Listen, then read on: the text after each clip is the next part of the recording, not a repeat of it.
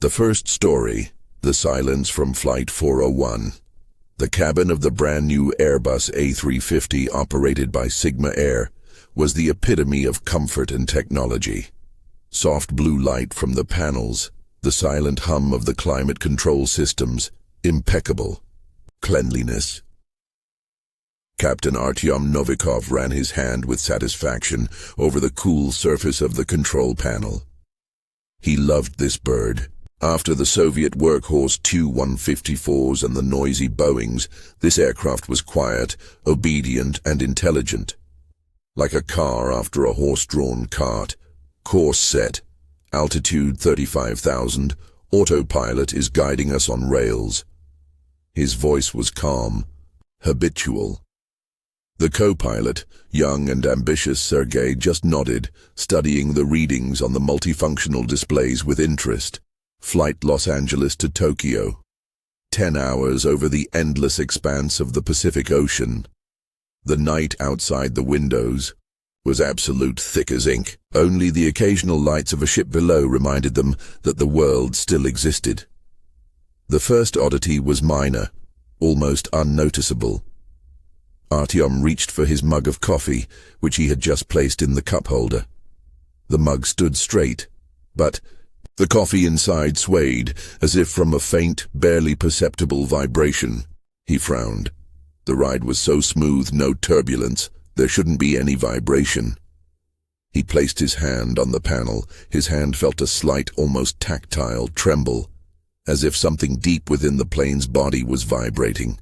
"Sergei, do you feel that?" "What, Captain?" "A tremor. A light one." Sergei put his hand on the panel, frowned. "Not really. Maybe you imagined it? The autopilot is working perfectly." Artyom waved it off. "Yeah, probably just my imagination." Getting old, he thought with a slight smirk. An hour later it happened again. In his headphones on the general frequency, a foreign voice slipped through for a split second. A male voice. Tense, a fragmentary phrase. "Check the landing gear indicator." And then silence. Artyom flinched. Who was that? Sergei took off one headphone. Who? On the frequency, just now. "Didn't hear anything, Captain. Interference, probably. Satellite comms sometimes act up." But it wasn't interference. The voice sounded clear, anxious, and as if from another time. Its timbre had an analog, non-digital depth. Another half-hour later, Artyom decided to walk through the cabin, to check if everything was okay. The cabin was asleep. People were wrapped in blankets, wearing headphones glued to their screens. Only by the aft bulkhead, near the service room, stood the chief flight attendant, Irina. She was looking at the wall with an expression that sent a chill down Artyom's spine. "Ira? Something wrong?" She flinched and turned around. Her usually calm face was pale. "Artyom, you won't believe it. I thought..." She lowered her voice to a whisper. "That through the wall, it smelled like a swamp. A sweetish, musty smell. For a second. It's gone now." They silently looked at the smooth, clean surface of the bulkhead. It smelled of nothing but the sterile aircraft air. "Fatigue," Artyom said uncertainly. "Long flight. Nerves are on edge." But when he returned to the cockpit, Sergei was waiting for him with a grim face. "Captain, we have a small issue." "No, not an issue. A weirdness. One of the hydraulic pressure sensors failed. Readings are 0. Artyom sat in his seat, his fingers habitually running over the keys, calling up diagnostics. "Which one?" "The right tank. But the weirdness isn't that. The system shows that the sensor is physically absent. It's like it's not in the circuit. That was impossible. A sensor either works or it doesn't. It can't be absent. The diagnostics showed nothing. The system stubbornly insisted, sensor not found." All right. Artyom sighed, feeling a cold trickle down his spine. We follow procedure. Redundant systems are nominal. We continue the flight. We'll figure it out after landing. They tried to forget about it, but the plane seemed to be slowly losing its mind. The light in the cockpit flickered almost imperceptibly several times, went out for a split second, and came back on. But not the usual bluish light, but a dim, yellowish one, like from old incandescent bulbs. Whispers crackled in the headphones again. Florida, Everglades, a whisper full of despair. Sergei, pale as a sheet, pointed a trembling finger at one of the rear-view camera screens. Captain, look.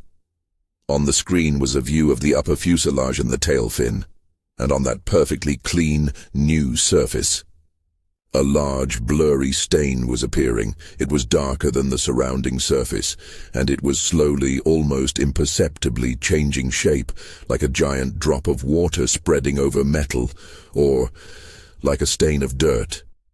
What is that? Icing. Sergei's voice trembled.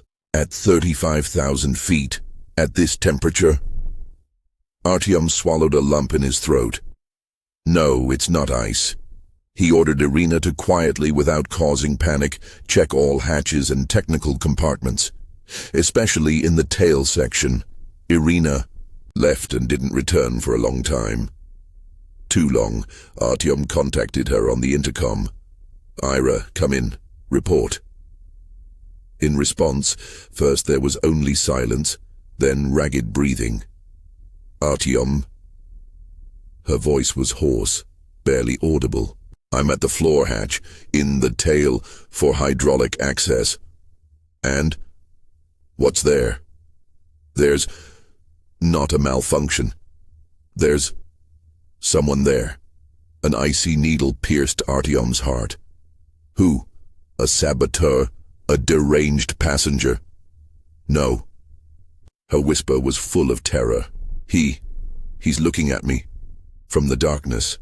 His face. The connection cut out. Artyom didn't hesitate any longer. He threw the controls to Sergei, ordering him to hold the course, and ran out of the cockpit. He ran through the sleeping cabin, ignoring the surprised looks from a couple of passengers. He rushed to the tail. Irina was sitting on the floor, leaning against the wall, hugging her knees. She was staring into space with wide eyes, her whole body shaking. Next to her, a small technical hatch was open, leading into a narrow space between the lining and the structural elements. Artyom knelt. Ira, what happened? She slowly turned her head towards him. Tears welled in her eyes. He's there. She barely moved her lips. He was in a uniform. An old uniform, not ours. Covered in grime and sludge. He was just sitting there, hunched over, staring at the indicator, the one that's not working. And he was transparent. Artyom, I could see the wires through him. And then he looked up at me, and I pointed at that very panel, and shook his head, and dissolved. I smelled the swamp. That same smell. Artyom shone a flashlight into the hatch. There were only bundles of wires, neat lines of pipelines, and cold metal. No one. He helped Irina up and sat her in a flight attendant's seat. His brain was working feverishly. Mass hallucination? Food poisoning? But why only the three of them, and why such similar ones? He returned to the cockpit. Sergei was sitting, gripping the controls, even though the autopilot was engaged. Captain. He turned around. His face was drenched in sweat. While you were gone, the system started, coming back to life. What? The sensor. It's back, online, but it's not showing pressure. It's showing altitude. Only 200 feet, and it keeps decreasing. On the perfect digital altimeter, reading 35,000 feet, an emergency message now flashed. Terrain. pull up. Terrain, pull up. It was the ground proximity warning system, but they were in the sky. It's a malfunction, Sergei almost screamed. It's impossible. But Artyom suddenly understood everything. It all fell into place. The fragments of phrases. Landing gear. Florida. Everglades. The smell of the swamp. The ghost at the hydraulic panel. He remembered an old story, a legend pilots told in smoking rooms. Flight 401, in Florida. The Everglades swamps. The crew got distracted by a burned-out landing gear light and didn't notice the plane losing altitude. They crashed into the mire, and then parts from that crashed plane were installed on others. His gaze fell on the panel with the serial numbers of major components. His fingers, suddenly cold and stiff, reached for the microphone to query the airline's database. He entered the serial number of that very missing sensor. The answer came instantly, in bright red letters on the screen. Part salvaged from decommissioned aircraft. Flight Eastern Airlines, 401. Decommission date, December 29th, 1972. Note installed during maintenance, March 15th, 1973. Artyom leaned back in his seat. He no longer heard the system's screams, didn't see Sergei's pale face. He understood everything. They weren't flying a new Airbus. They were flying a sarcophagus, a Flying Dutchman assembled from the wreckage of past disasters. And that other crew, they weren't evil. They were just stuck. They were doomed to relive their final minutes over and over again, and now they were sharing this experience with the new masters of their plane. They were trying to warn them, to show them their mistake. But it wasn't a plea for help. It was an invitation to join their eternal crew. The system wailed, "Terrain, pull up." On all screens, the altitude was now 0. Outside the window was still night and stars, but Artyom already felt the soft, viscous impact under the belly of the plane. He already smelled the sweetish, putrid smell of swamp sludge rising from all the ventilation grills. He already saw the cockpit walls beginning to slowly darken, covered in streaks of dirt and mold, and the digital displays fading and blurring, turning into old-fashioned analog gauges with cracked glass. He turned around. In Sergei's seat now sat another man, in an Eastern Airlines uniform, translucent, with a face frozen in a mask of eternal horror. He was looking at the faulty indicator and whispering something soundlessly.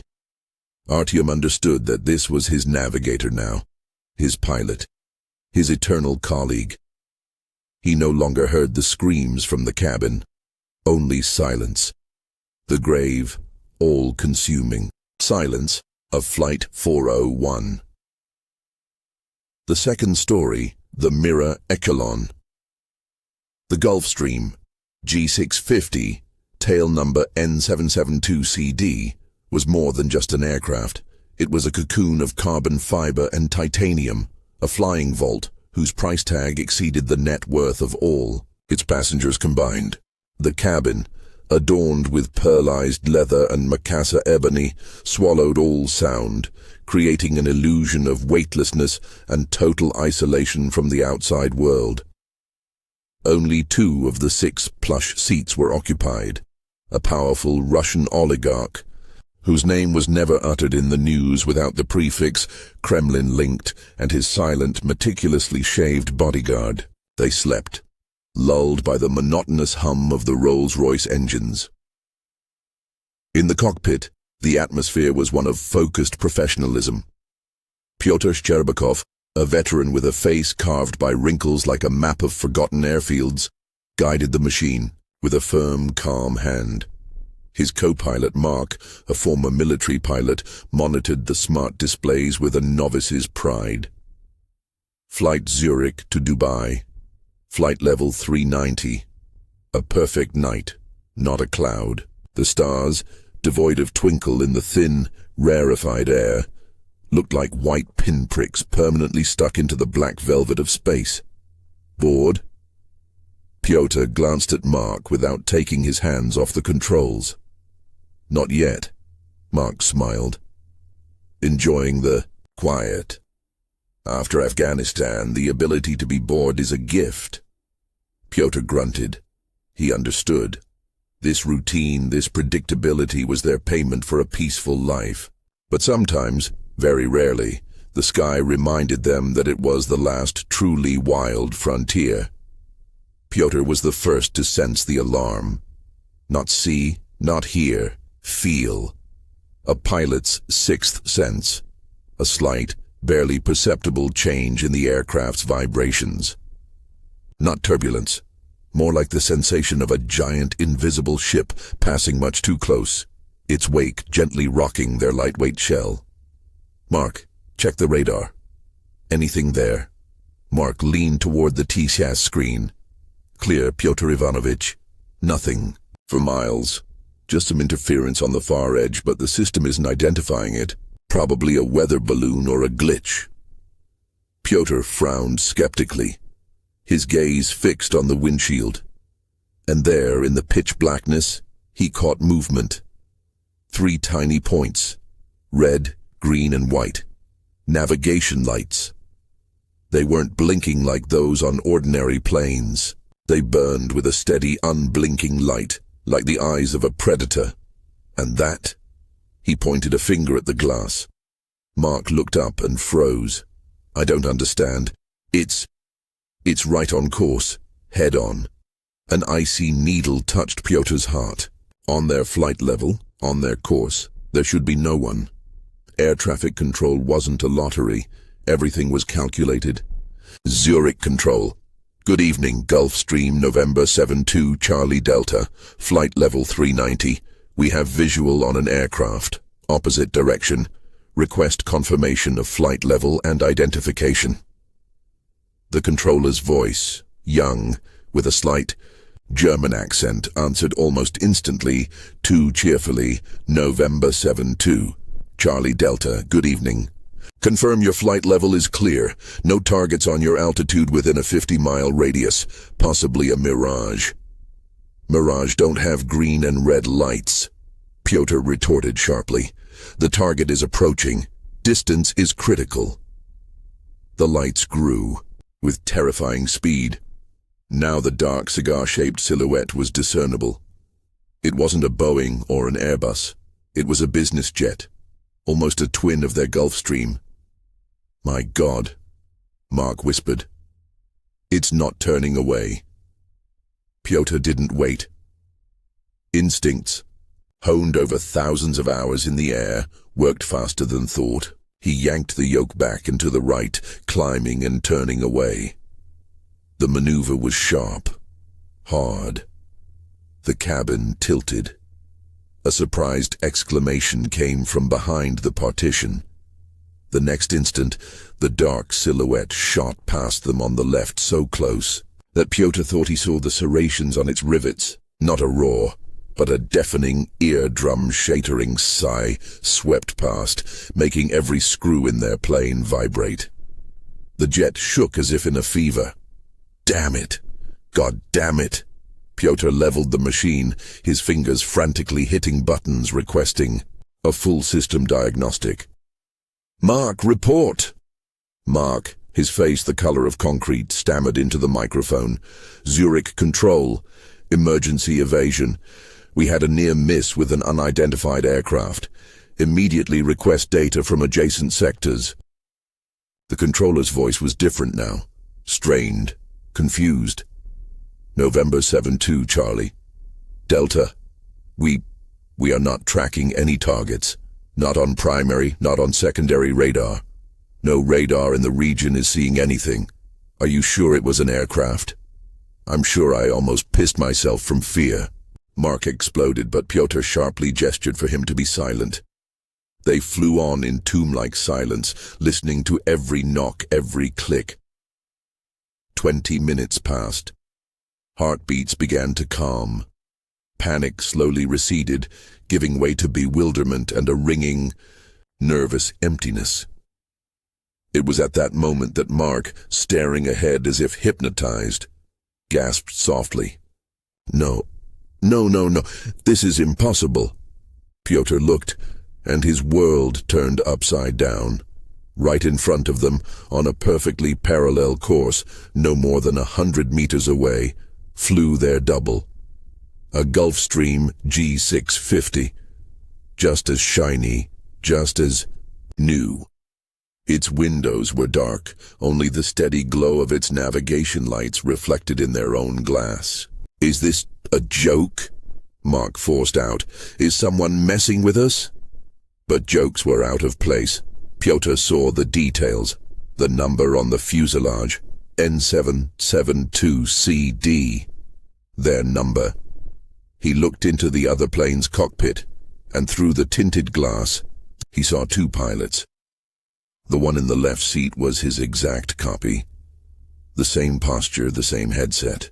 And this double slowly, very slowly, turned his head and looked directly at him. His face was pale, distorted by a silent scream. His mouth was wordlessly saying something, and then the voices started. They didn't come over the working frequency. They poured from all the speakers at once, from the headphones, from the intercom, as if the very flesh of the plane had begun to speak. And they were their voices. Pyotr's voice, but ragged to a hoarse, animalistic terror. "Turn away. For God's sake, turn away. He doesn't see us." Followed by Mark's voice, breaking into a screech. "Why isn't he answering? Why isn't he moving?" Pyotr, numb with horror, grabbed the microphone. "Who is this? Identify yourself immediately. What kind of joke is this?" In response, the radio erupted into cacophony. It was a choir of their own voices, but layered over each other, distorted, put through a meat grinder of time. Fragments of phrases, screams, death rattles, pleas, all mixed into one dreadful, insane sound.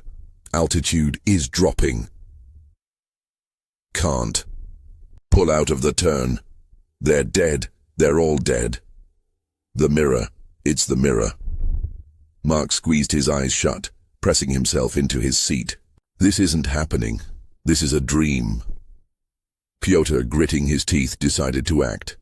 He smoothly, very carefully began to turn the yoke to the right. Their plane obediently began a turn. Their double, at that very millisecond, with perfect, frightening synchronicity, began the exact same right turn. It wasn't just repeating their movement. It was an integral part of it. Its shadow, its reflection in water. Pyotr sharply returned the yoke to neutral. The double did the same. He tried a left turn, the same reaction. He tried to climb. The double synchronously climbed, maintaining the fatal, unchanging distance. They were trapped in a mirror cage created by their own actions. Any attempt to avoid a collision only brought it closer, because the other was doing the same. "Zurich! Mayday! Mayday! Mayday!" Pyotr screamed, and his voice was tearful. "We are in immediate proximity of an aircraft. It is mirroring our maneuvers. Request immediate clearance for all flight levels above and below. Immediately." The controller's voice trembled. "November 72 Charlie. Delta, we only see you. Your parameters are normal. You, possibly equipment failure, or..." He hesitated, not daring to say the word hallucination. Suddenly, the light in the cockpit went out. For a second. When it came back on, it was different. Dim, yellowish, flickering. The instrument panels changed. Instead of the familiar digital screens, old-fashioned analog gauges with cracked glass flickered. It smelled of ozone, dust, and something sweetish, nauseating. The smell of fear and sweat, and the double came even closer. Now Pyotr could see every detail in that cockpit. A crack on the windshield, a coffee stain on the instrument panel. His double, That other Piotr, who, sweating profusely, was frantically and hopelessly yanking the yoke, screaming something, at his mark. That mark in the other cockpit was punching the panel, his face streaked with tears. And then Pyotr Sherbakov understood. This wasn't an attack, it wasn't a trap, it was a warning, an echo of the worst air disaster in this sky. The Überlingen mid-air collision years ago. 2 planes, 2 crews, unable to avoid each other due to a fatal error. Everyone died. Their pain, their horror, their final seconds were imprinted into the very fabric of reality, the physics of this place. And now, as they flew the same course, at the same altitude in a similar machine, the echo had awoken. It was drawn to them, trying to complete the cycle, to reproduce the tragedy. It needed a second plane, their plane. Logic, physics, all the rules, none of it worked here.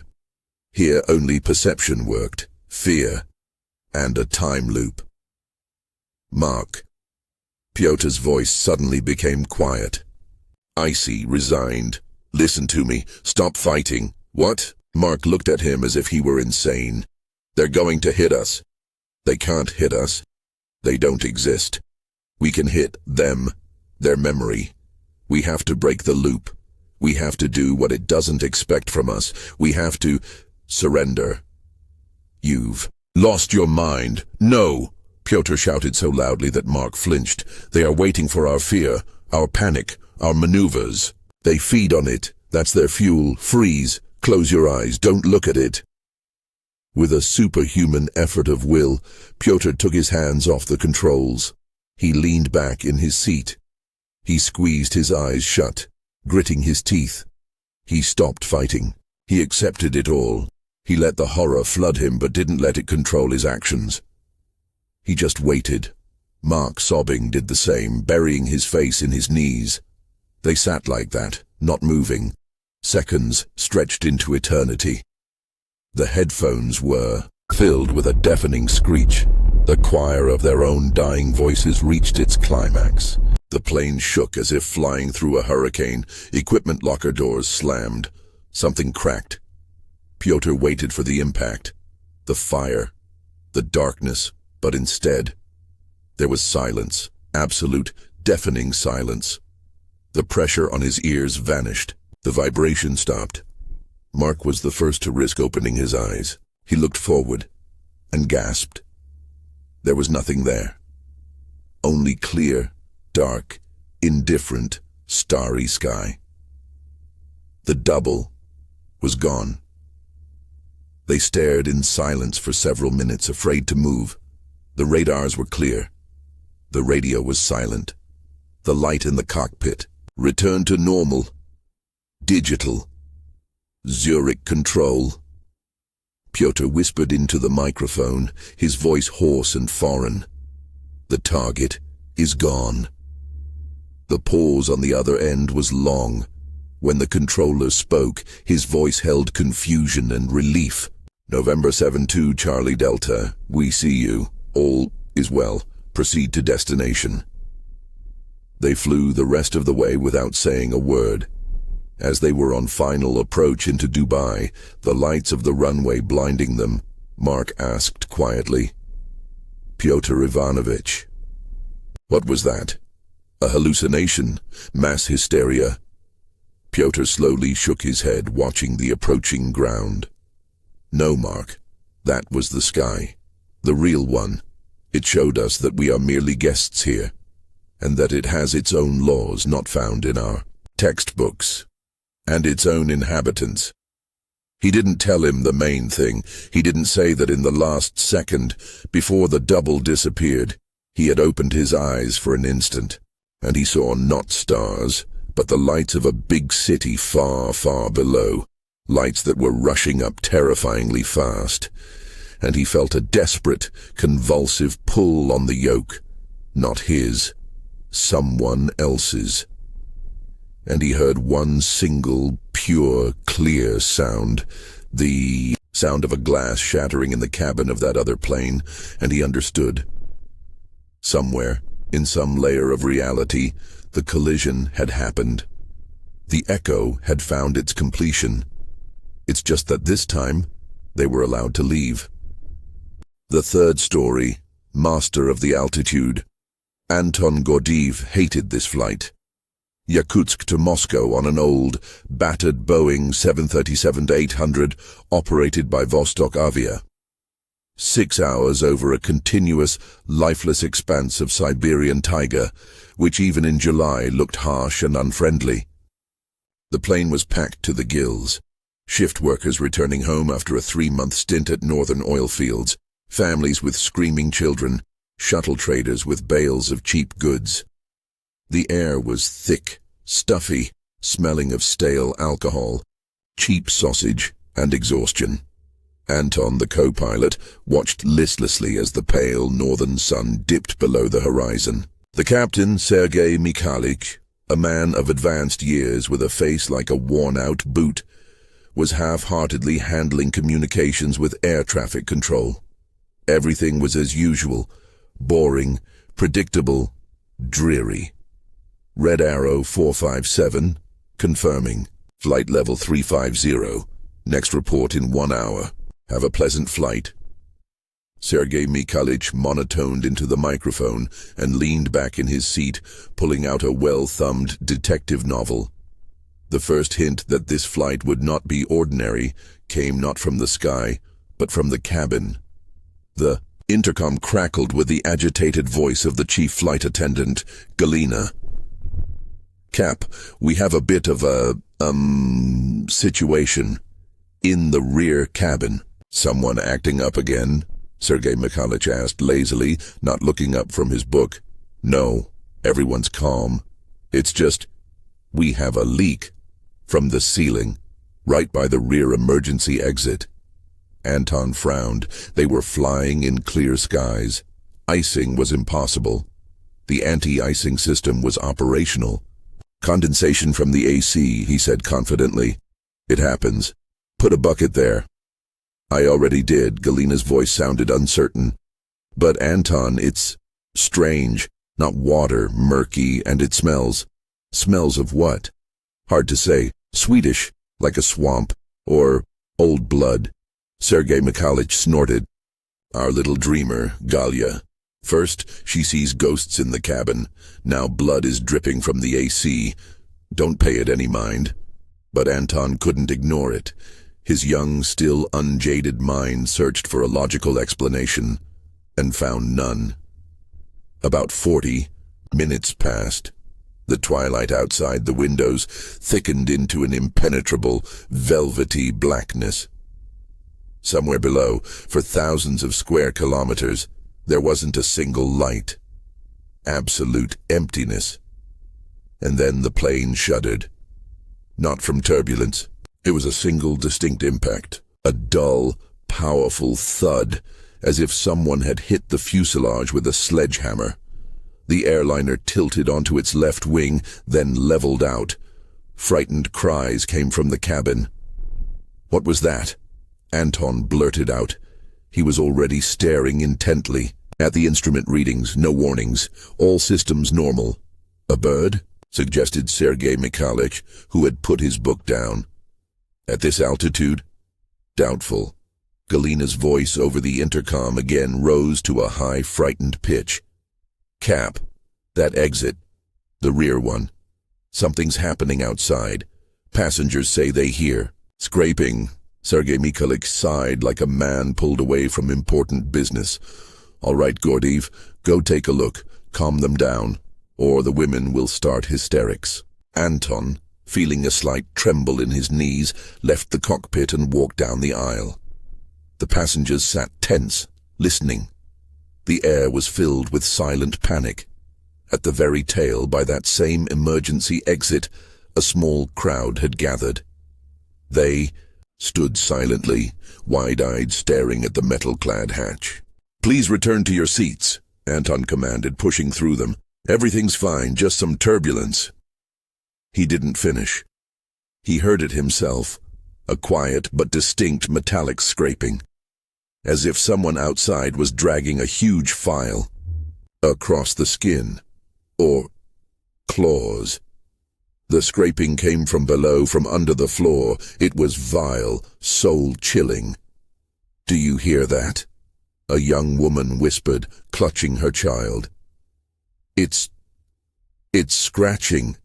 Anton pressed his ear to the cold metal surface of the door, and at that very moment the scraping repeated, louder, more furious.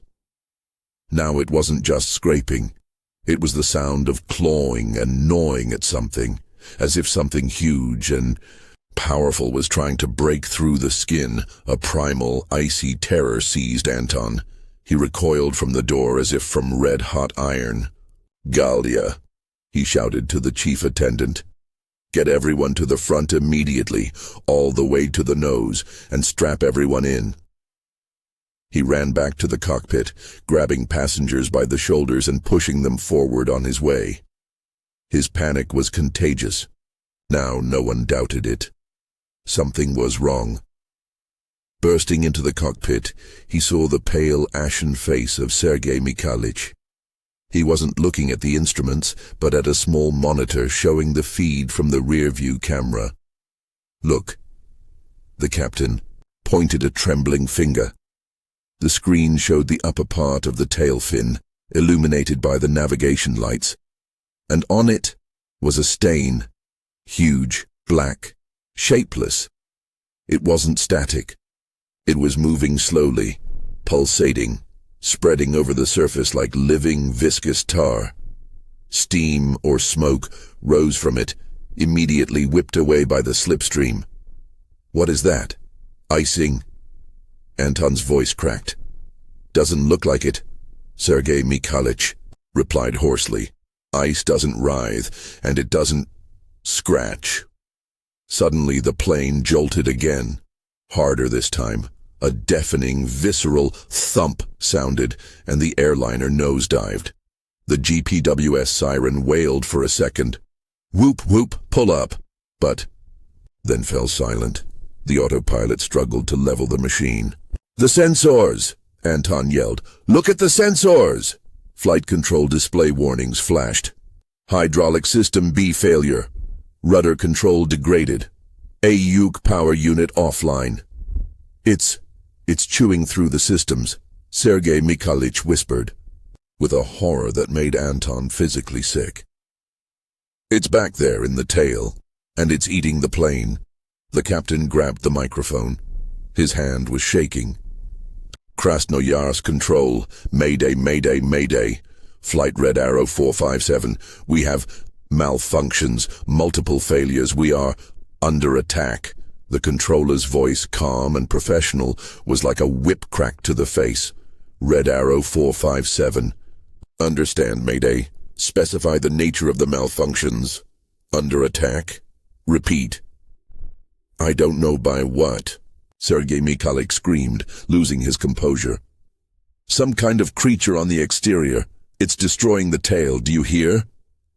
In response, there was only a short pause, full of incomprehension. "Red Arrow 457. Confirm. Your signal is breaking up. Check your equipment. Report." The connection died. The headphones hissed, then emitted a deafening, inhuman screech like metal grinding on glass. And in that screech one could make out words, fragments of some alien, ancient, insane consciousness. Anton, fighting paralysis, lunged for the controls. "We have to maneuver. Shake it off. A sharp dive." They tried. They disengaged the autopilot. Sergei Mikhailich pulled back on the yoke, trying to pitch up before diving down sharply. The plane obeyed for a moment, and then the tail seemed to fill with lead. Something huge, invisible, had locked onto it with a death grip, preventing it from rising. A new, horrible sound echoed, the sound of tearing metal. The plane shuddered. "It's no use," Sergei Mikhailich sobbed. "We can't shake it off." Anton looked out the window, trying to see the wing and part of the tail, and he saw it. From under the wing, out of the darkness, something crawled forth. A long, thin, black tentacle or leg, dark as night. It was covered in what looked like fur or frozen chitinous plates. At its end were long, curved, spider-like claws that dug into the skin with incredible force, leaving deep, ragged grooves in the metal. The limb slowly dragged across the wing, and under its claws, the metal skin buckled and tore, exposing bundles of wires that immediately trembled, spewing showers of sparks. It was not a beast. It was not an insect. It was something ancient, cold, and infinitely alien. The master of the altitude. A scavenger, a hunter of metal birds, dwelling in the highest lifeless layers of the atmosphere where even planes seldom venture. It had sensed the weakness, the age, the fatigue of their aircraft, and it had decided to hunt. It's alive. Anton groaned, recoiling from the window. At that moment, the light in the cockpit went out. Emergency lighting flooded everything in a blood-red glow. All screens died. Only the analog backup instruments remained working. The plane began to lose altitude. Slowly, inexorably. They no longer controlled it. They were passengers in their own flying coffin. A heart-rending woman's scream came from the cabin, cut short abruptly. Then another. And another. The scraping outside was replaced by a loud, wet, squelching sound, the sound of feeding. The creature had breached the skin and reached the cabin. Anton and Sergei Mikhailich sat paralyzed with horror. They heard claws scraping across the ceiling above their heads. The creature was crawling toward the cockpit. It was already close. Sergei Mikhailich suddenly stood up. His face was calm. His eyes held the emptiness of a man who has accepted his fate. "I'll go," he said quietly. "Where?" Anton whispered. "Delay it. The cockpit door emergency release system. Maybe the rush of air will blow it off. Or distract it." "That's insane. You'll die." "We're already dead, kid." The captain patted him on the shoulder. "Save the plane. Try to level it. Maybe we'll get lucky." He didn't wait for an answer. He yanked the emergency release lever and pushed the door. It flew open, and an ear-splitting roar of wind, cold, and that same sweetish putrid smell, now unbearably strong, burst into the cockpit. Anton saw something appear in the doorway against the backdrop of stars. A shadow, enormous, multi-legged, with a dozen eyes like facets of diamonds glittering. He saw Sergei Mikhailich throw himself at the shadow with a shout, shielding the cockpit. There was a short, sickening crunch. The scream was cut off. Something warm and sticky splattered Anton's face. The door slammed shut, torn from its hinges and jammed. Anton was alone, in the red light of the emergency lamps, in a plane screaming with wind and agony. He gripped the yoke. The altitude was already less than 10,000 feet. The ground was somewhere down there in the darkness. He pulled, with his last strength. The plane, having lost part of its tail and control, responded sluggishly. The scraping outside ceased. The master of the altitude, having received its prey, had perhaps released them, or was simply waiting for the iron bird to dash itself against the earth. Anton didn't remember landing the plane. It wasn't a landing. It was a crash. The impact with the ground was terrible, shattering. He was thrown forward, the seatbelts cutting into his shoulders. The windshield cracked. The last thing he heard was the sound of tearing aluminum and the all-consuming silence that followed. He woke up from the cold. It was night. He was strapped into his seat. The cockpit was broken in half. Before him, in the moonlight, stretched a white, lifeless field, the Siberian tundra. He was alive. With immense effort, he unbuckled and tumbled out into the snow. His plane lay torn into several pieces. No sounds came from the wreckage. No moans, no cries, only the howling wind. He crawled away, not knowing where, just to get away from that place. He crawled about 300 meters and looked back. And then he saw it. On the tail section of the wreckage, on the very top, IT sat. The master of the altitude, enormous, shaggy, with long, thin legs like a harvestman's, wrapped around what remained of the fin. It was black against the white snow. It didn't move. It just sat and watched him. A dozen shiny eyes coldly reflected the moonlight. It hadn't flown away. It was observing, waiting for its prey to stop moving. With a cry of horror, Anton scrambled to his feet and ran blindly into the dark, endless taiga, feeling on his back. The heavy, indifferent gaze of the master of the altitude, who now knew his scent, and who could wait. The fourth story, the Silver Trail. Flight 162 of Polar Wind Airlines from Tokyo to Anchorage was more than just a route. It was a slender silver thread stretched between civilizations, lost in the indifferent void over the Alaskan wilderness. The wide-body Airbus A330, call sign Silverline, was nearly empty. A handful of passengers, weary businessmen, a few tourists with expensive cameras, and a geophysicist returning from a conference, dozed in spacious seats. Outside the windows stretched a surreal panorama, an endless flat white canvas of the Yukon Territory, tinged with the pearlescent haze of the aurora borealis, which was beginning to flicker with faint, sickly green streaks in the night sky. The cockpit was steeped in tranquil boredom. Captain Jack O'Neill, a man with a face carved from granite, stirred a mug of cold coffee. His first officer, the young and ambitious Ben Carter, lazily scrolled through weather data. The chief flight attendant, Laura, had just reported, passengers asleep, all calm.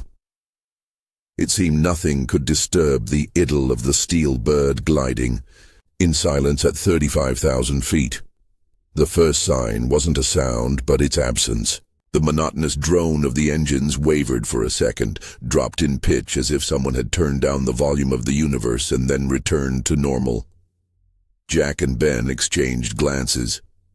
"You hear that?" "Heard it." "A glitch?" "Didn't feel like one." Jack frowned, his eyes scanning the instruments. Everything was green. About 15 minutes later, the silence was broken by a distinct, short pop. Not loud, but alien, like a snapped string on a perfectly tuned instrument. "Baggage shift?" Ben suggested. Jack didn't answer. He was listening. The cabin was quiet. The third act began with a vibration, a faint, almost imperceptible tremble in the panels, the control yoke, the seats. It didn't fade. It grew into an annoying low-frequency hum that resonated in their bones. "No turbulence," Ben stated, looking at the radar. "Atmosphere is clear as glass." And then came the impact. Not a dull thud, but a sharp, metallic clang, as if a giant hammer had struck the fuselage from outside. The plane shuddered, its seams groaning. The first frightened shouts came from the cabin. Warning lights flashed on the panel. Cabin pressure, avionics bay, hydraulic system B. And just as instantly, they went dark. Pressure was normal. Systems were operational. But something was categorically wrong. Laura's voice in the headset was strained. "Cap, we've got something back here in the aft section. Sounds." "What kind of sounds, Laura?" Jack's voice was hard, but tension was already creeping in. "Scraping and scratching, like something's trying to get in." Jack's order not to investigate hung in the air, but curiosity and fear are powerful motivators. Laura, armed only with a flashlight, approached the rear galley. The sounds were clearer here. It wasn't just scraping. It was a symphony of horrors. a metallic shriek, a dry, percussive tapping like bone clacking on metal, and a persistent, methodical scraping. The passengers in the last rows were pressed into their seats, eyes wide with terror. One of them, a Japanese man, silently pointed a trembling finger at the floor. Slowly, as if in a dream, Laura knelt by a small technical access hatch in the floor. The latch was ice cold. With trembling hands, she flipped it open and lifted the heavy cover. The warm cabin air met the icy breath rising from the hatch. It wasn't just cold. It was the cold of outer space, of permafrost, of the grave. And the smell. Sweetly putrid, mixed with ozone and something ancient, dusty, and alien. She shone her flashlight into the gap. The beam landed on something hairy, pale, and covered in hoarfrost. This wasn't insulation. It was hide. It was slowly, rhythmically, breathing. Then the light beam shifted higher, and Laura saw it, a leg, enormous, segmented, covered in chitinous plates and short, bristly fur. Each segment was the size of her forearm. At the end of the leg were long, curved, scimitar-like claws of black, polished chitin. It was with these claws that the creature was methodically, with inhuman strength, scraping and tearing at the fuselage's inner skin. Wires, insulation, aluminum ribs, everything was being shredded and tossed aside like tissue paper. She didn't scream. The sound caught in her throat, becoming a quiet, insane rasp. She scrambled away from the hatch, her body racked with fine, uncontrollable tremors. Her brain refused to believe it. A giant Arctic spider? An unknown creature? An ancient spirit of the cold awakened from its slumber. It didn't matter, it was here, with them, and it was opening their plane like a tin can. She crawled to the cockpit. Her face, streaked with tears of terror, was more eloquent than any words. "It's down there," she gasped, grabbing Jack's arm. "Alive, hairy, claws. It's breaking." At that moment the plane jolted again, listing. The controls became sluggish, unresponsive. Communications died. The cabin lights went out, leaving only the emergency lighting, casting everything in a blood-red glow. From the speakers, instead of the controller's voice, came something new. A powerful, low hissing, interspersed with clicks that sounded like echolocation. "It doesn't just want to kill us," Laura whispered, staring into space. "It's hunting. It's scenting us, sensing our heat." Jack O'Neill, a pilot of the old school who had seen it all, felt an icy worm of primal fear crawl down his spine. They weren't victims of an accident. They were prey. Game in a steel trap, tracked and now being field-dressed by an unknown hunter. "Mayday! Mayday! Mayday!" His voice cracked into a shout, but in response, only more hissing and clicking. The radio was dead. They were cut off from the world. Ben, pale as a sheet, was fighting the failing controls with his last strength. Suddenly he froze and pointed a shaking finger at the rear-view camera monitor. The image was bleached out, but not completely. Through the dense, swirling fog engulfing the tail, gigantic, vague outlines emerged. Not one. There were several of them.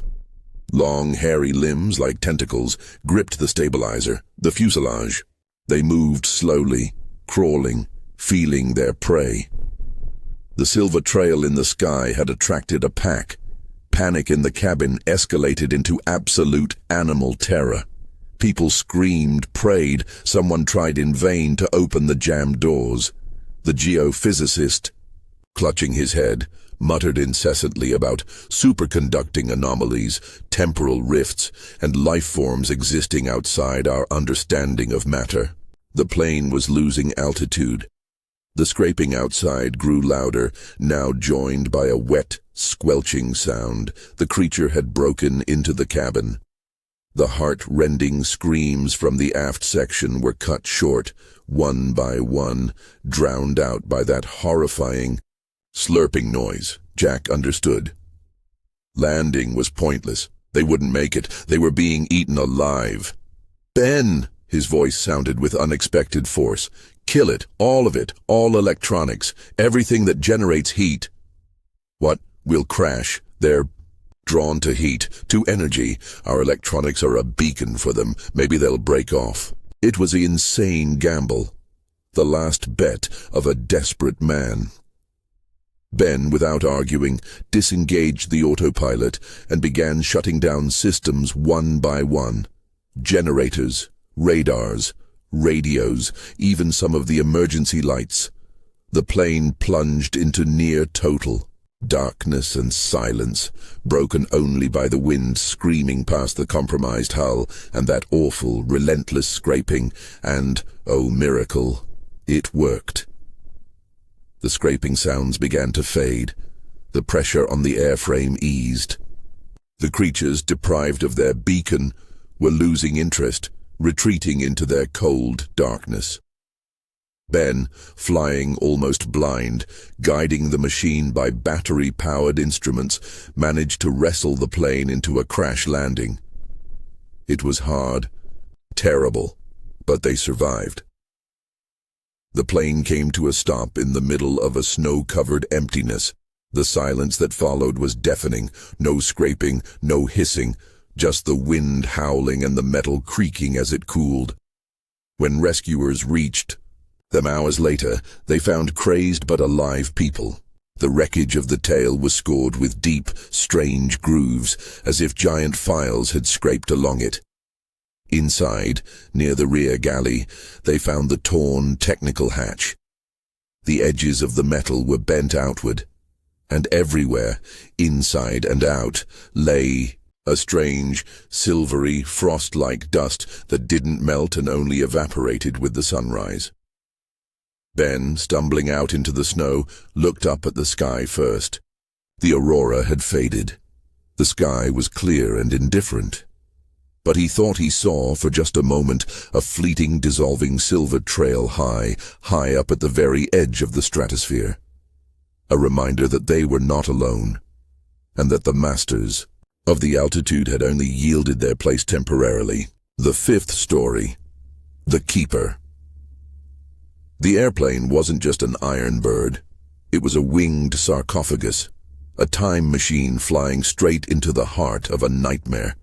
The meticulously recreated Boeing 747-100, an exact clone of the one that crashed on the slopes of Mount Osutaka in August '85, exuded not the smell of novelty, but the heavy spirit of dust, old plastic, and unspoken grief. Every carpet, every headrest, every no-smoking sign was a perfect replica. We weren't just building a set, we were performing a dangerous ritual without even knowing it. I, Akira Tanaka, a director whose career was circling the drain after a string of failures, saw this project, Rift in the Sky, as my last chance. This was to be more than a documentary. It was to be a sensation, an immersion, a testimony. My obsession bordered on madness. With me were my loyal, albeit exhausted companions. Ken, the cynical cameraman who saw the world only through his lens and constantly complained about the bad light, and Yuki, the sensitive sound engineer who could capture the slightest nuances of silence and noise. They agreed to this venture out of pity, duty, and remnants of past excitement. A handful of hired extras, silent and indifferent faces for the background, completed the picture. For them, it was just another strange gig.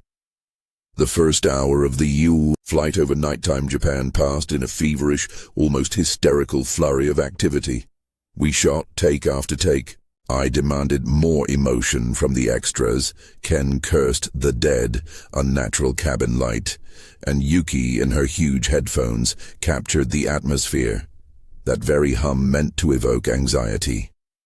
But it soon became clear that the atmosphere was already here, and it didn't need recording. The air grew thick, stuffy, hard to breathe, as if we were inhaling not oxygen but the very substance of the past, aged in tragedy. The first glitches were blamed on equipment. The monitors flickered off for an instant, then came back on. The radio link with the ground cut out for a second, the controller's voice distorting into a low, animalistic growl before returning to normal. We exchanged glances, but pretending everything was okay was easier than admitting the absurdity. Yuki was the first to break. She ripped off her headphones as if they'd given her an electric shock. Her face, usually so calm, was contorted in a grimace of confusion and fear. "Akira-san." Her voice trembled. She tried to whisper, but the whole cabin heard. "In my feed. It's not interference. There's a voice." What voice? A controller? I tried to stay calm, but everything inside me clenched. "No." She shook her head slowly, exaggeratedly clearly, her fingers running over the controls, trying in vain to clean the signal. "It's saying, Taskete, help," and then a child crying. A child's crying. The silence in the cabin became absolute. Even Ken stopped fiddling with his camera. A few minutes later, the voice repeated. Now it was audible without headphones. It poured from all the speakers, quiet but distinct. Weak, distorted, riddled with the hiss of static and metallic grinding, full of such pure, animal, unfiltered terror that icy goosebumps ran down my skin. "Mayday, Mayday, Japan Air, 123. Losing altitude. Osutaka. Help. God." We knew that recording by heart. We'd listened to it hundreds of times in the editing suite, but hearing it here now in real time, on our own plane's frequency, this was beyond any rational explanation. It was a violation of all laws of physics and reason. Ken, ever the skeptic, placed his palm against the cold window. "It got cold," he uttered hollowly, stating a fact. Suddenly, he was right. The temperature was dropping literally before our eyes. Soon people's breath was visible in plumes. Frost formed on the cabin walls, intricate, patterned like frost. Flowers on glass. The air wasn't just cold. It became icy, damp, and acquired a strange, sweetish, cloying, nauseating smell. Unfamiliar yet disgustingly recognizable on some ancient, subconscious level. It smelled of burnt aviation fuel, molten plastic, ozonized metal, and something organic, burnt, almost meaty. It smelled of death in its most vile form. The extras stopped being indifferent. Their feigned calm was replaced by real, live, primal fear. They huddled together like a herd sensing a wolf. An elderly woman, Mrs. Sato, suddenly raised a trembling finger and pointed at the cabin wall in front of her. "There," she whispered, and her whisper sounded like a thunderclap in the ringing silence. "There's someone there. I see. Through the wall.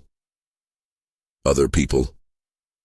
I looked, and my heart stopped for a moment. My breath caught in my throat.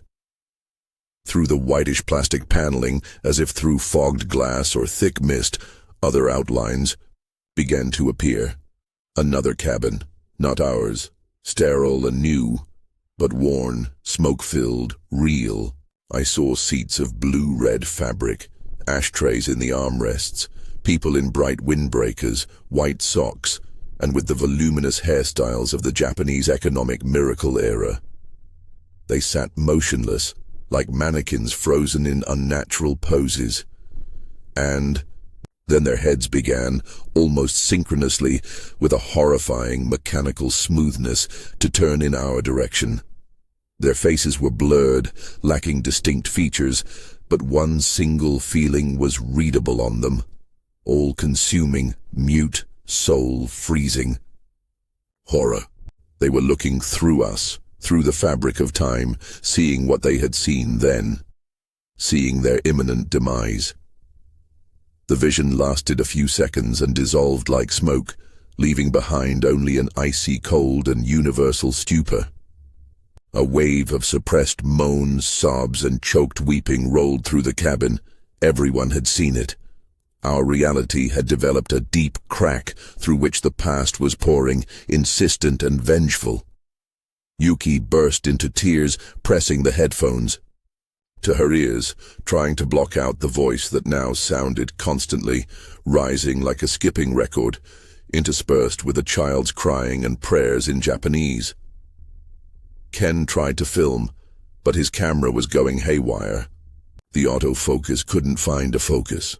The sensors were maxing out, showing impossible pressure and temperature fluctuations. I felt icy sweat trickling down my back.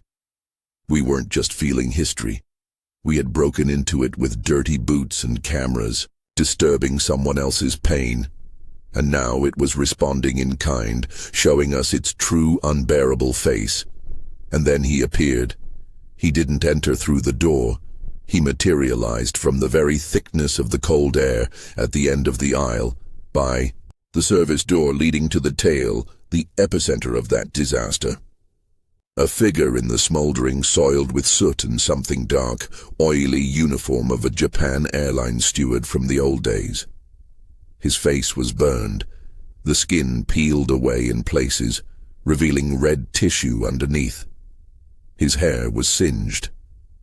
But the worst thing, the thing that turned your soul inside out, was his neck. It was twisted at an impossible, monstrous angle. His head lay on his shoulder, fixed in a pose absolutely incompatible with life. But his eyes, his wide-open, glazed, utterly insane eyes were fixed on us. They held no malice, no hatred. Only infinite, cosmic, primordial terror and a deep, bottomless, all-consuming sorrow. The gaze of a creature trapped forever in the very peak of its nightmare. He didn't walk. He floated a centimeter above the floor, slowly, smoothly, unnaturally, gliding down the central aisle. His legs didn't move. An icy cold radiated from him, freezing the blood in our veins, and that same sweetish putrid smell of death now mixed with the smell of ozone and fear. A tomb-like absolute silence fell over the cabin, broken only by Yuki's intermittent sobs, the frantic whirring of Ken's camera, and the sound of my own heart hammering wildly against my ribs. We were paralyzed, nailed to our seats by this silent, soul-chilling apparition. The extras squeezed their eyes shut. Some prayed silently, others simply cried, their faces buried in the seatbacks. The specter glided exactly to the middle of the cabin and stopped. His smoldering arm in its charred, burnt-through sleeve rose slowly, almost ceremoniously, with the theatrical slowness of the doomed. A bent, broken in several places finger extended, pointing somewhere behind the sitting people, straight at the rear bulkhead, at that very point where, in that other plane, the pressure seal had burst, the vertical stabilizer had torn off, and the uncontrollable fatal dive had begun. He didn't utter a word, he just pointed. His silence was louder than any scream, more piercing than any death rattle. It was a gesture of the greatest accusation, a final warning, and infinite, all-consuming sorrow. He was the keeper, the guardian, the sentry, forever chained to the place of his death, whose sole mission was to point again and again, for all who dared invade his domain, to the cause of the disaster, to the fatal error, the weak spot, the rift. And at that very moment, as if commanded by that silent instruction, our own plane shuddered from a deafening metallic bang that we had, deep down, been expecting all these long months of preparation. The sound I had played in my nightmares while studying the transcripts, The lights went out, the monitors died, leaving us in a pulsating, bloody gloom of emergency lamps. And from behind that very bulkhead pointed out by the keeper came a growing, whistling, eardrum-shattering, mind-rending roar, the sound of air violently, uncontrollably rushing out through a breach. That very sound. It was starting exactly where his finger pointed. History wasn't just repeating itself. It was replaying with clinical, terrifying precision. I understood everything. We weren't just making a film about ghosts, we had become part of it. We had entered a loop, a temporal anomaly, a seam between worlds where past and present had merged into one endless, cursed moment. The keeper hadn't appeared to remind us. He had appeared to make sure the lesson was learned, or to demonstrate it visually, using new live actors for those who were too stupid, blind, and obsessed to hear history's quiet whisper, and who chose to break into its sanctuary with loud cameras and arrogant curiosity. In the pulsating, bloody light of the emergency lamps, in the howling hell of tearing metal and invading wind, I could only see his burning eyes, full of eternal terror, and that same unbending finger, still relentlessly pointing at the spot where our plane's skin was, about to split at the seams, and the growing, all-consuming roar that was already drowning out our screams, our prayers, and my own orders, which now meant absolutely nothing. History had demanded its sacrifices. The keeper had found his new, eternally silent flock. Our film was finished. The tape in Ken's camera, which he hadn't let go of until the very end, was the most terrifying and truthful documentary evidence in history. And no one would ever see it. Flight 162 of Polar Wind Airlines from Tokyo to Anchorage was more than just a route. It was a slender silver thread stretched between civilizations, lost in the indifferent void over the Alaskan wilderness. The wide-body Airbus A330, callsign Silverline, was nearly empty. A handful of passengers, weary businessmen, a few tourists with expensive cameras, and a geophysicist returning from a conference, dozed in spacious seats. Outside the windows stretched a surreal panorama, an endless flat white canvas of the Yukon Territory, tinged with the pearlescent haze of the aurora borealis, which was beginning to flicker with faint, sickly green streaks in the night sky. The cockpit was steeped in tranquil boredom. Captain Jack O'Neill, a man with a face carved from granite, stirred a mug of cold coffee. His first officer, the young and ambitious Ben Carter, lazily scrolled through weather data. The chief flight attendant, Laura, had just reported, passengers asleep, all calm. It seemed nothing could disturb the idyll of the steel bird gliding. In silence at 35,000 feet, the first sign wasn't a sound, but its absence. The monotonous drone of the engines wavered for a second, dropped in pitch as if someone had turned down the volume of the universe, and then returned to normal. Jack and Ben exchanged glances. You hear that? Heard it. A glitch. Didn't feel like one. Jack frowned, his eyes scanning the instruments. Everything was green. About 15 minutes later, the silence was broken by a distinct, short pop. Not loud, but alien, like a snapped string on a perfectly tuned instrument. Baggage shift, Ben suggested. Jack didn't answer. He was listening. The cabin was quiet. The third act began with a vibration, a faint, almost imperceptible tremble in the panels, the control yoke, the seats. It didn't fade. It grew into an annoying, low-frequency hum that resonated in their bones. No turbulence, Ben stated, looking at the radar. Atmosphere is clear as glass. And then came the impact. Not a dull thud, but a sharp, metallic clang, as if a giant hammer had struck the fuselage from outside. The plane shuddered, its seams groaning. The first frightened shouts came from the cabin. Warning lights flashed on the panel. Cabin pressure. Avionics bay.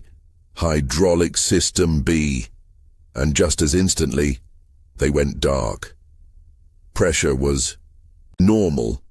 Systems were operational, but something was categorically wrong. Laura's voice in the headset was strained.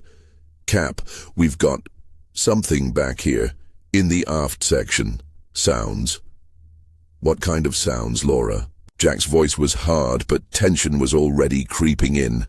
Scraping and scratching, like something's trying to get in. Jack's order not to investigate hung in the air, but curiosity and fear are powerful motivators. Laura, armed only with a flashlight, approached the rear galley. The sounds were clearer here. It wasn't just scraping. It was a symphony of horrors. A metallic shriek, a dry, percussive tapping like bone clacking on metal, and a persistent, methodical scraping. The passengers in the last rows were pressed into their seats, eyes wide with terror. One of them, a Japanese man, silently pointed a trembling finger at the floor. Slowly, as if in a dream, Laura knelt by a small technical access hatch in the floor. The latch was ice cold. With trembling hands, she flipped it open and lifted the heavy cover. The warm cabin air met the icy breath rising from the hatch. It wasn't just cold, it was the cold of outer space, of permafrost, of the grave. And the smell. Sweetly putrid, mixed with ozone and something ancient, dusty and alien. She shone her flashlight into the gap. The beam landed on something hairy, pale and covered in hoarfrost. This wasn't insulation. It was hide. It was slowly, rhythmically, breathing. Then the light beam shifted higher and Laura saw it, a leg. Enormous, segmented, covered in chitinous plates and short, bristly fur. Each segment was the size of her forearm. At the end of the leg were long, curved, scimitar-like claws of black, polished chitin. It was with these claws that the creature was methodically, with inhuman strength, scraping and tearing at the fuselage's inner skin. Wires, insulation, aluminum ribs, everything was being shredded and tossed aside like tissue paper. She didn't scream. The sound caught in her throat, becoming a quiet, insane rasp. She scrambled away from the hatch, her body racked with fine, uncontrollable tremors. Her brain refused to believe it. A giant Arctic spider, an unknown creature, an ancient spirit of the cold awakened from its slumber. It didn't matter. It was here, with them, and it was opening their plane like a tin can. She crawled to the cockpit. Her face, streaked with tears of terror, was more eloquent than any words. "It's down there," she gasped, grabbing Jack's arm. "Alive, hairy, claws. It's breaking in." At that moment, the plane jolted again, listing. The controls became sluggish, unresponsive. Communications died. The cabin lights went out, leaving only the emergency lighting, casting everything in a blood-red glow. From the speakers, instead of the controller's voice, came something new. A powerful, low hissing, interspersed with clicks that sounded like echolocation. "It doesn't just want to kill us," Laura whispered, staring into space. "It's hunting. It's scenting us, sensing our heat." Jack O'Neill, a pilot of the old school who had seen it all, felt an icy worm of primal fear crawl down his spine. They weren't victims of an accident. They were prey, game in a steel trap, tracked and now being field-dressed by an unknown hunter. "Mayday! Mayday! Mayday!" His voice cracked into a shout, but in response, only more hissing and clicking. The radio was dead. They were cut off from the world. Ben pale as a sheet, was fighting the failing controls with his last strength. Suddenly he froze and pointed a shaking finger at the rearview camera monitor. The image was bleached out, but not completely. Through the dense, swirling fog engulfing the tail, gigantic, vague outlines emerged. Not one, there were several of them. Long, hairy limbs like tentacles gripped the stabilizer, the fuselage. They moved slowly, crawling, feeling their prey. The silver trail in the sky had attracted a pack. Panic in the cabin escalated into absolute animal terror. People screamed, prayed. Someone tried in vain to open the jammed doors. The geophysicist, clutching his head, muttered incessantly about superconducting anomalies, temporal rifts, and life forms existing outside our understanding of matter. The plane was losing altitude. The scraping outside grew louder, now joined by a wet, squelching sound. The creature had broken into the cabin. The heart-rending screams from the aft section were cut short, one by one, drowned out by that horrifying, slurping noise. Jack understood landing was pointless. They wouldn't make it. They were being eaten alive. "Ben!" His voice sounded with unexpected force. "Kill it. All of it. All electronics. Everything that generates heat." "What?" "We'll crash. They're drawn to heat. To energy. Our electronics are a beacon for them. Maybe they'll break off." It was the insane gamble. The last bet of a desperate man. Ben, without arguing, disengaged the autopilot and began shutting down systems one by one. Generators, radars, radios, even some of the emergency lights. The plane plunged into near-total darkness and silence, broken only by the wind screaming, past the compromised hull and that awful, relentless scraping. And, oh miracle, it worked. The scraping sounds began to fade. The pressure on the airframe eased.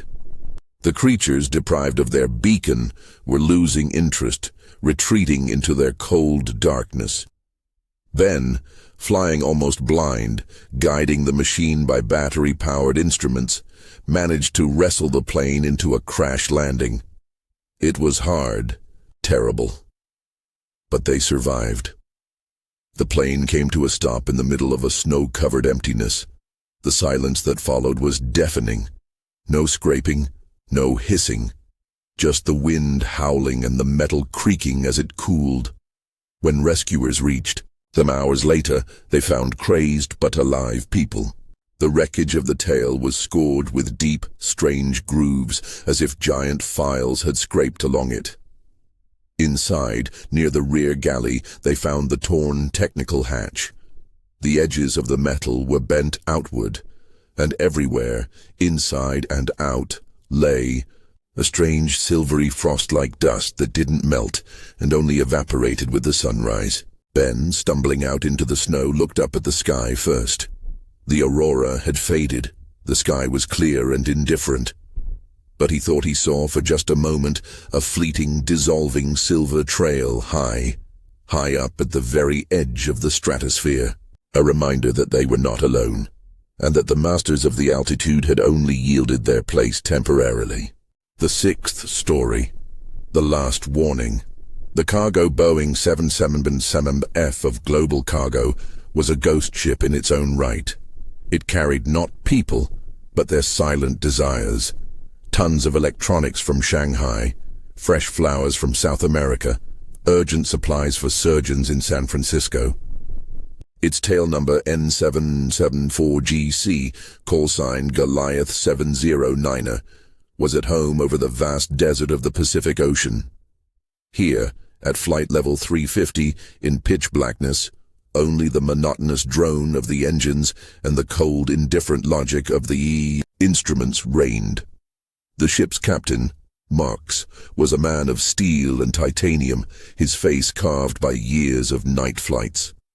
His first officer, the young and ambitious Oleg, still saw romance in the sky. The navigator, silver-haired Viktor Petrovich, was a living encyclopedia and a keeper of sea and air legends. They were at the midpoint of their journey, the farthest point from any land, when Viktor Petrovich frowned, pressing his headset to his ear. "Mark's boy, take a look at this." His voice was calm, but a steely note had crept into it. "Picking up a weak signal. Very old on the emergency frequency. SOS. Marks, without taking his eyes off the course, glanced at the radar. Interference Vitya, or a fishing boat with glitchy equipment. "Doesn't seem like it." The navigator shook his head. "Too clear. It's transmitting coordinates." He scribbled the numbers on a scrap of paper. Checked the database. Nothing. No islands, no reefs, no navigation buoys. Empty void. "Protocol requires we check," Oleg reminded them, a spark of excitement flashing in his eyes. "What if someone really is drowning?" Marx sighed. Rules were rules. He approved the course change. The huge freighter turned smoothly and veered off the main route into the very thick of nothingness. An hour later, they were at the specified coordinates. Outside the windows, nothing. Absolute velvety darkness. No lights, no glimmers on the water below. "Nothing," Oleg said, disappointed. "Must have been a glitch after all." "Wait," Viktor Petrovich said suddenly, peering into the darkness off the port side. "Over there, something's there." At first it was a barely noticeable spot, slightly darker than the surrounding night. Then contours emerged. Lights. 3 points. Red, green, and white. But they burned dimly, ghostly, as if through a dense veil. "My God," Oleg whispered, pressing back into his seat. "That's an airplane." Marx was silent. His experience could not explain this. They were getting closer. Now it could be made out. It wasn't a modern airliner. It was a piston-engine giant, from a bygone era, resembling a Lockheed Constellation or a Douglas DC-6. Its skin was matte, tarnished, streaked with stains and chips. 4 huge propellers were frozen in stillness, though the craft flew steadily and level. No smoke came from the exhaust stacks. It was dead. Dead and motionless, yet flying, defying all laws of physics. "It's the Flying Dutchman," Oleg gasped. "The legends are true." Marx tried to make contact. "Unidentified aircraft off the port side. This is cargo Boeing Goliath 709er. How do you hear me?" "Over." In response, only silence. Dead, absolute radio silence. They flew alongside, mesmerized by the sight. Oleg raised his binoculars. "My cockpit." His voice dropped to a whisper. "I see the cockpit. Through the glass. Someone sitting there." Marx and Viktor Petrovich followed his example and froze. In the captain's seat of that plane sat a figure. It was shrunken, mummified. The skin was dark and stretched taut over the skull. Hands lay on the control yoke as if grafted to it. On its head, an old-style helmet and goggles. This was the pilot. He was dead. Had been dead for decades, and then his head turned. Not the shrunken mummy, but the head itself. Creakingly, slowly, with effort, as if rusty gears had turned inside. For the first time in years, empty eye sockets stared directly at them, through 2 panes of glass, through time and space. Oleg cried out. Viktor Petrovich crossed himself, and at that moment, the radio came to life. Not their frequency, not the other plane's frequency. It sounded right in the cockpit, as if the voice was arising inside their very heads. A quiet, hoarse, broken whisper, full of inexpressible agony and ancient horror. Do not fly where we are flying." The mummy in the cockpit jerked its head lifelessly. They are waiting. They are always waiting. At the points. With the coordinates. And then, clearly, distinctly, with soul-chilling precision, the voice began to dictate a set of numbers, latitude and longitude. Viktor Petrovich's hand, trembling, wrote them down. His face turned ashen. "Marks," he forced out. These are our current coordinates. We are right." Here. An icy lightning bolt of horror struck the cockpit. This wasn't an SOS. This wasn't a plea for help. This was a warning. The ghost, this eternal wanderer, had appeared not to be saved. He had appeared to try and save them. He had led them here, to his own point of demise, to show them their own fate. Save yourselves, before it's... The voice became fragmented, distorted. Why, they are already here. And then their own massive bowing shuddered. Not from turbulence, it was a sensation as if a giant invisible hand had grabbed their tail and was pulling them down. Engine power dropped, though the readings remained normal.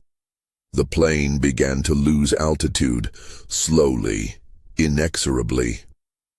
"Pull," Mark shouted, throwing his full weight against the control yoke. "Climb," Oleg helped him, but the yoke became heavy, unresponsive.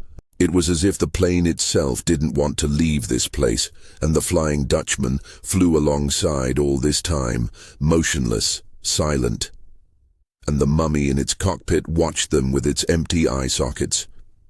And in its posture, in the tilt of its head, one could read not gloating but infinite cosmic pity. "Watch," it seemed to say. "Watch how it happens. I tried to warn you." Marks wrenched the yoke back with his last strength, giving the engines maximum thrust. For a second, the plane hung in indecision, then shuddered and surged upward, breaking free from the invisible vice. Oleg, drenched in cold sweat, looked down. There, in the black abyss of the ocean, something huge showed for an instant. Not an island, not a ship.